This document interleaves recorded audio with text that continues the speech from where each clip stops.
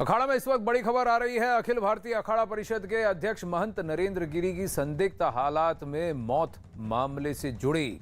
नरेंद्र गिरी के शिष्य आनंद गिरी को हरिद्वार से लेकर पुलिस प्रयागराज पहुंच गई है। आनंद गिरी को पुलिस लाइन में रखा गया है। कल रात पुलिस ने आनंद गिरी को पहले हिरासत में लिया और फिर देर रात 1 घंटे की पूछताछ के बाद उन्हें गिरफ्तार कर लिया था। नरेंद्र गिरी के कमरे से जो सुसाइड नोट मिला था उसमें आनंद गिरी का नाम था। नरेंद्र गिरी ने अपनी मौत के लिए आनंद गिरी समेत 2 और लोगों को जिम्मेदार ठहराया था। अजीत सिंह जुड़ रहे हैं प्रयागराज से। अजीत, तो आनंद गिरी को अब प्रयागराज लाया गया है।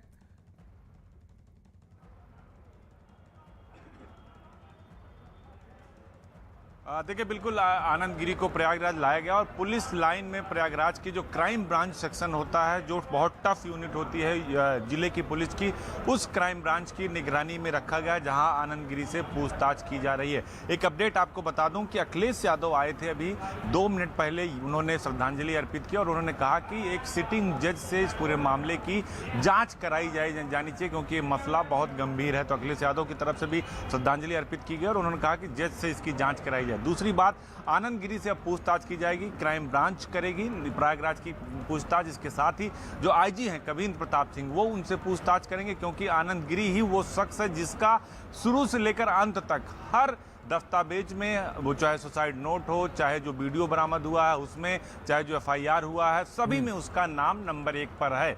तो उसका क्या रोल था, क्योंकि जो बात अभी अमित बता रहे थे कि ऑस्ट्रेलिया में पकड़ा गया था तो नरेंद्र गिरी महाराज ने ही उसको बचाया था, तो उन सब बिंदुओं की जांच होगी, पूछताछ होगी।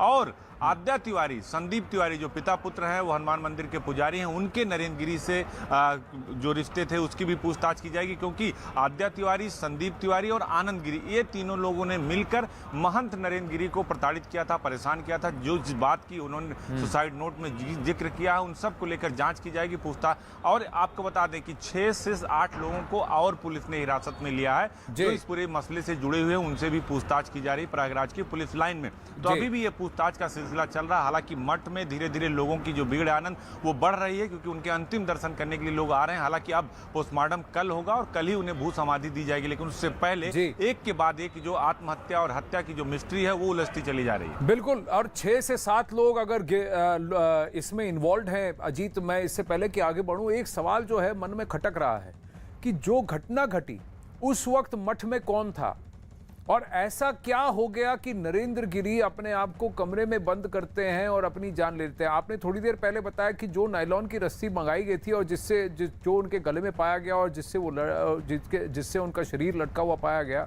उसको कपड़े सुखाने के लिए लाया गया था और किसने उसको खरीदा था। तो ये जो घटनाएं हैं ये बहुत ज़्यादा संदेहास्पद हैं। और ऐसा क्या हो गया, क्योंकि क्या किसी शिष्य ने, किसी चश्मदीद ने जो उस मठ में उस वक्त मौजूद था, ये कहा कि 2 बजे 3 बजे किसी परेशानी में दिख रहे थे महंत जी। इतनी बड़ी चिट्ठी जो है लिखी किसने है, क्योंकि वो खुद नहीं लिखते थे।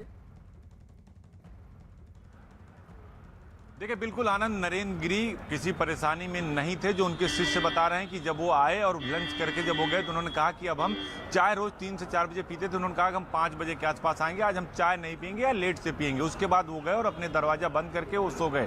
फिर जब उन्हें फ़ोन मिलाया गया तो उनका मोबाइल फ़ोन स्विच्ड ऑफ था।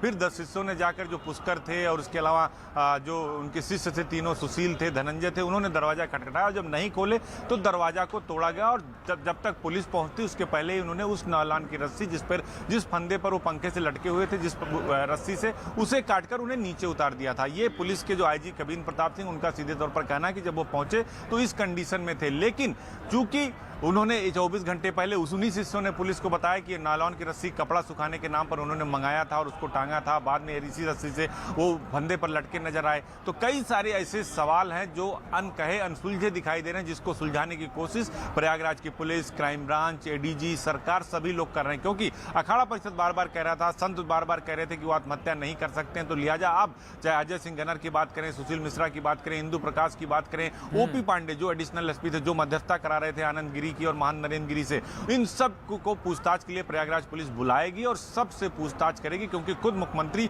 इसी मठ के अंदर से ये कह के गए हैं कि बड़े संत थे और बड़ी क्षति हुई है और एक एक साक्ष्य इकट्ठा किया जा रहा है और बच कोई नहीं पाएगा। सिर्फ इस पर बयानबाजी अनर्गल तौर पर ना की जाए। जाए। तो कहीं जी। ना कहीं सरकार भी गंभीर है। कानून मंत्री ने भी कहा कि हमारी टीमें उच्च स्तरीय जांच कर रही हैं, हम छोड़ेंगे किसी को नहीं, क्योंकि हमारा घर का रिश्ता था और यहीं आकर वो प्रवास करते थे। केशव मौर्य भी, उनके आंसू निकलने लगे थे। तो कहीं ना कहीं सरकार के बहुत सारे लोग दुखी हैं, क्योंकि एक ऐसे संत थे जो राम मंदिर से लेकर हर हिंदू धर्म के जो भी आंदोलन होते थे, कुंभ होता था, उसको लेकर वो प्रखर तौर पर प्रखरता के लिए जाने जाते थे और योगी आदित्यनाथ के काफी करीबी भी थे। अभी भी 15 से 20 दिन पहले उन्होंने एक प्रतिमा हनुमान जी की मुख्यमंत्री को भेंट की थी। तो अब इस मसले की बृहद